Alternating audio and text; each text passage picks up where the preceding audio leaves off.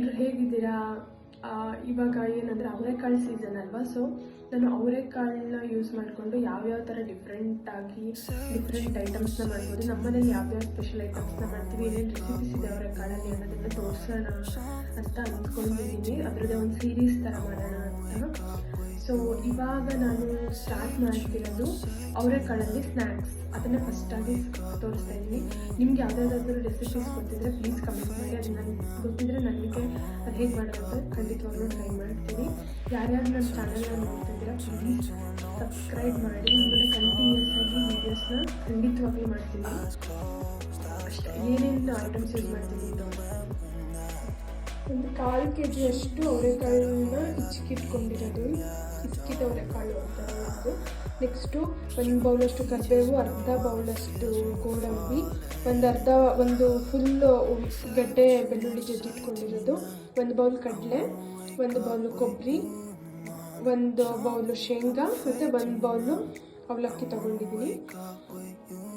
ಇಷ್ಟು ಐಟಮ್ಸ್ನ ಯೂಸ್ ಮಾಡಿಕೊಂಡು ಇವಾಗ ಸ್ನ್ಯಾಕ್ಸ್ ಮಾಡ್ತಾ ಇದ್ದೀನಿ. ಫಸ್ಟ್ ನಾನು ಇವಾಗ ಇಟ್ಕೊಂಡಿರೋ ಅವರೆಕಾಳನ್ನ ಫ್ರೈ ಮಾಡ್ತಿದ್ದೀನಿ. ಸ್ವಲ್ಪ ಹೈ ಫ್ಲೇಮಲ್ಲಿ ಒಂದೇ ಒಂದು ಕಾಳು ಹಾಕ್ಬಿಟ್ಟು ಎಣ್ಣೆ ಕಾದಿದೆ ಅಂತ ಕಾದಿದೆ.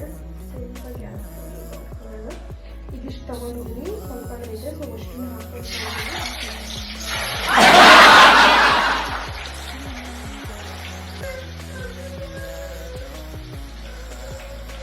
ಇದು ಎಲ್ಲಿವರೆಗೂ ಫ್ರೈ ಆಗಬೇಕು ಅಂದರೆ ಕಾಳುಗಳು ಸೇರಿ ಎಣ್ಣೆಯಲ್ಲಿ ಸೇರಿ ಮೇಲೆ ಬರಬೇಕು, ಅಲ್ಲಿವರೆಗೂ ಫ್ರೈ ಮಾಡಬೇಕು.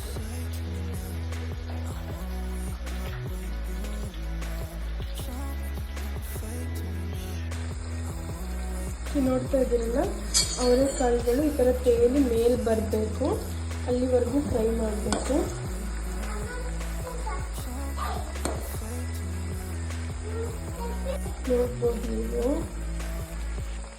ನೋಡ್ಬೋದು ನೀವೀಗ ಸ್ವಲ್ಪ ಕಾಳುಗಳು ತೇಲಿ ಮೇಲೆ ಬರ್ತಾ ಇದ್ದಾವೆ. ಏನಂದರೆ ನೀವು ಇದು ಮಾಡೋದಕ್ಕೆ ಆದಷ್ಟು ಎಳೆ ಕಾಳುಗಳು ಬರುತ್ತಲ್ಲ, ಚಿಕ್ಕದಾಗಿರುತ್ತಲ್ಲ, ಆ ಥರದನ್ನು ಸೆಲೆಕ್ಟ್ ಮಾಡಿ ತಗೋಬೇಕು. ಸೊ ಅವಾಗ ಕುರುಮ್ ಅಂತ ಚೆನ್ನಾಗಾಗುತ್ತೆ, ಈಸಿಯಾಗಿ ಬೇಯುತ್ತೆ. ಹೈ ಫ್ಲೇಮಲ್ಲೇ ಬೇಯಿಸೋಣ ಸ್ವಲ್ಪ ಹೊತ್ತು. ನೋಡ್ಬೋದು ಕಾಳೆಲ್ಲ ಮೇಲೆ ಬಂದಿದೆ, ಸ್ವಲ್ಪ ಗಿಟಾಯಿಸಲಿ ಈ ಥರ ಫ್ರೈ ಆಗಿದೆ, ಕಾಳೆಲ್ಲ ಮೇಲೆ ಬಂದಿದೆ.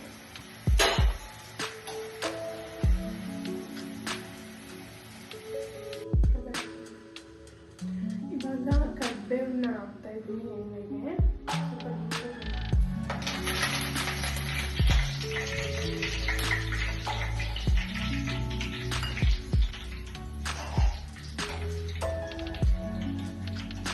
ಕ್ಯಾಮ್ರಾ ಆ್ಯಂಗಲ್ನ ಚೇಂಜ್ ಮಾಡಿದ್ದೀನಿ, ಅದು ಯಾಕೋ ಕಂಫರ್ಟ್ ಆಗ್ತಿರ್ಲಿಲ್ಲ ಅಂತ. ಸೊ ನಾವು ಈಗ ಹಾಕ್ತಿದ್ದೀನಿ.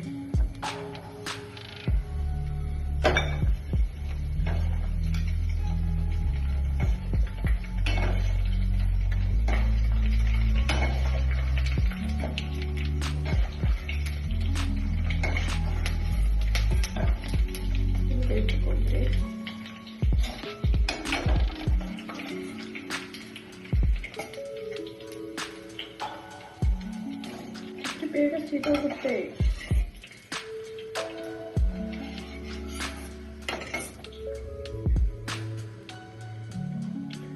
ನೆಕ್ಸ್ಟ್ ಶೇಂಗಾ.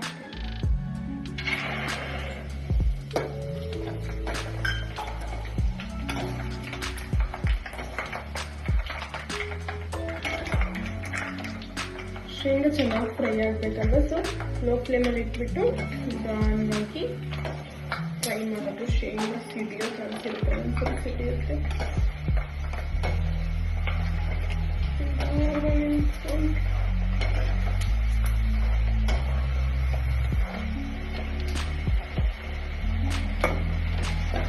ಮತ್ತೆ ಯಾವ್ಯಾವ ರೆಸಿಪೀಸ್ನ ಟ್ರೈ ಮಾಡ್ಬೋದು ಅಂತ ಕಮೆಂಟ್ ಮಾಡಿ ಹೇಳಿ. ಶೇಂಗಾ ಫ್ರೈ ಆಯಿತು ನೋಡಿ.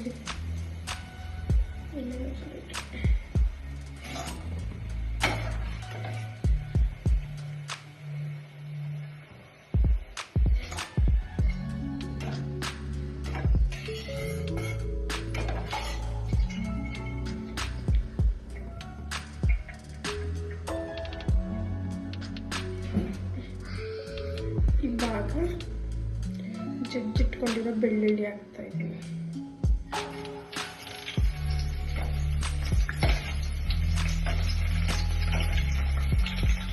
ಬೆಳ್ಳುಳ್ಳಿನ ಸಿಪ್ಪೆ ಸಮೇತ ಜಜ್ಜಿಟ್ಕೊಳ್ಳಿ, ಚೆನ್ನಾಗಿರುತ್ತೆ ತಿನ್ನೋಕ್ಕೆ. ಸಿಪ್ಪೆ ತೆಗೆದು ತಿನ್ನೋದು ಚೆನ್ನಾಗಿದೆ.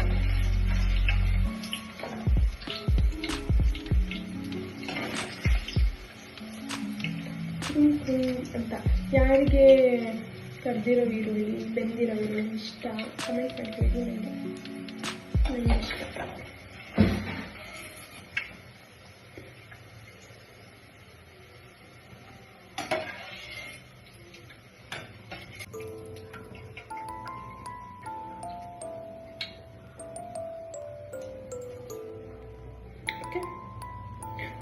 ಸೊ ಇಲ್ಲಿ ಬೆಳ್ಳುಳ್ಳಿ ಇಷ್ಟು ಬಿಟ್ಬಿಟ್ಟಿದ್ದೀನಿ, ಅಷ್ಟೇ ನೋಡ್ಕೊಂಡಿದ್ದಿದ್ರೆ ಸೇವ್ ಆಗ್ತಿತ್ತು.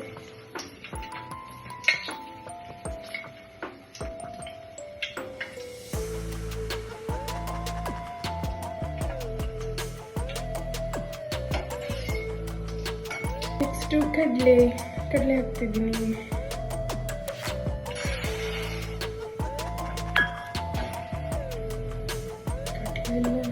ಎಣ್ಣೆಲಿ ಹಾಕಿರೋದು ಫಸ್ಟ್ ಟೈಮ್ ನಾನು.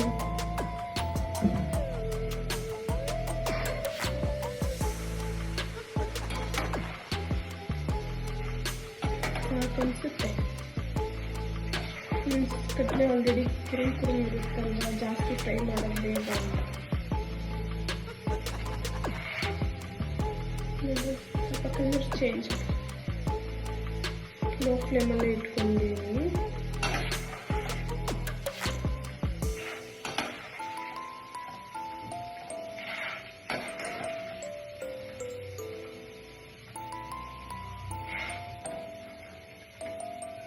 ಕಡಲೆ ಫ್ರೈ ಆಗಿದೆ ನೋಡಿ, ಸ್ವಲ್ಪ ಲೈಟ್ ಕಲರ್ ಚೇಂಜ್ ಆಗಿದೆ. ತೆಗಿತೀನಿ.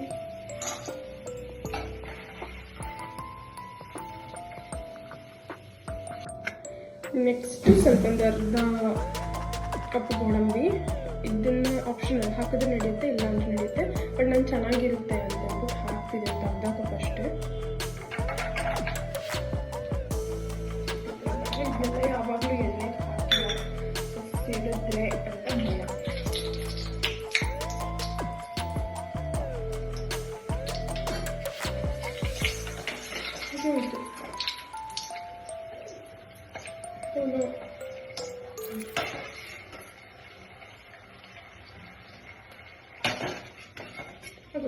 ಅಷ್ಟೇ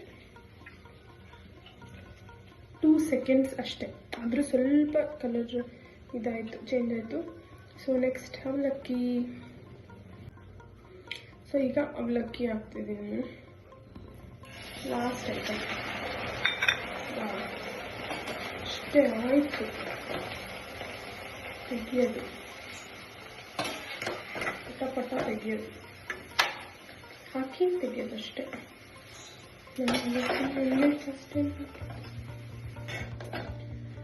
ಸೊ ಇದಾಯಿತು. ಎಣ್ಣೆ ತೆಗೆದು ಸೈಡಲ್ಲಿ ಇಟ್ಕೊಳ್ಳೋಣ, ಬಿಸಿ ಎಣ್ಣೆ. ನೆಕ್ಸ್ಟ್ ಈ ಥರ ಆಗಿದೆ ಇದು. ಇವಾಗ ಇದ್ರಲ್ಲಿ ಎಕ್ಸಸ್ ಆಯಿಲ್ ಇರುತ್ತೆ ಅಂತ ಹೇಳ್ಬಿಟ್ಟು ಈಗ ಒಂದು ದೊಡ್ಡ ಪ್ಲೇಟ್ಗೆ ಈ ಥರ 1-2 ಲೇಯರ್ಸ್ ಟಿಶ್ಯೂ ಹಾಕೊಂಡಿದ್ದೀನಿ. ಹಾಕೊಂಡ್ಬಿಟ್ಟು ಇದನ್ನು ಇಲ್ಲಿ ಹರಡ್ತಿದ್ದೀನಿ. ಎಣ್ಣೆ ಎಕ್ಸಸ್ ಆಯಿಲ್ ಇದ್ದರೆ ಎಲ್ಲ ಅಬ್ಸರ್ವ್ ಆಗಲಿ ಅಂತ.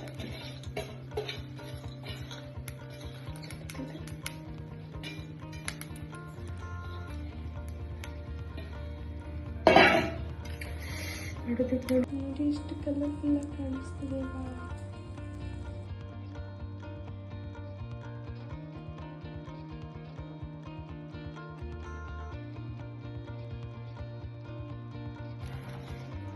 ನೋಡಿ ಈ ಥರ ಇದೆ. ಇದೀಗ ಫುಲ್ ಬಿಸಿನೂ ಇಲ್ಲ, ಫುಲ್ ತಣ್ಣಗೂ ಇಲ್ಲ, ಆ ಥರ ಇದೆ. ಸೊ ಇವಾಗ ನಾನು ಇದಕ್ಕೆ ಉಪ್ಪು ಖಾರ ಹಾಕ್ತಿದ್ದೀನಿ. ಪುಡಿ ಉಪ್ಪು ಟೀ ಸ್ಪೂನಲ್ಲಿ 1/4 ಸ್ಪೂನ್ ಹಾಕಿದ್ದೀನಿ. ಖಾರದ ಪುಡಿ ಹಾಕ್ತಿದ್ದೀನಿ ಇಷ್ಟು ಖಾರ ಪುಡಿ 1 ಸ್ಪೂನ್ ಅಷ್ಟು, ಜಾಸ್ತಿ ಖಾರ ಬೇಡ. ಇದನ್ನು ಕಲಿಸ್ಬೋದು. ಕರಿಬೇವು ತಗೊಂಡು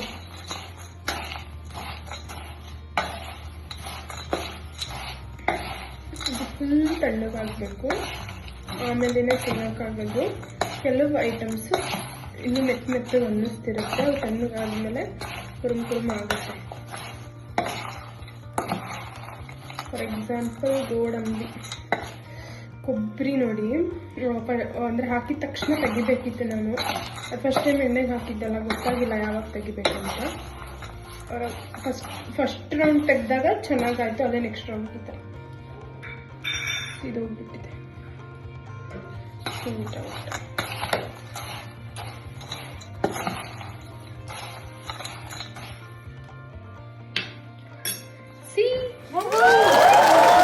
ರೆಡಿ ಆಯಿತು.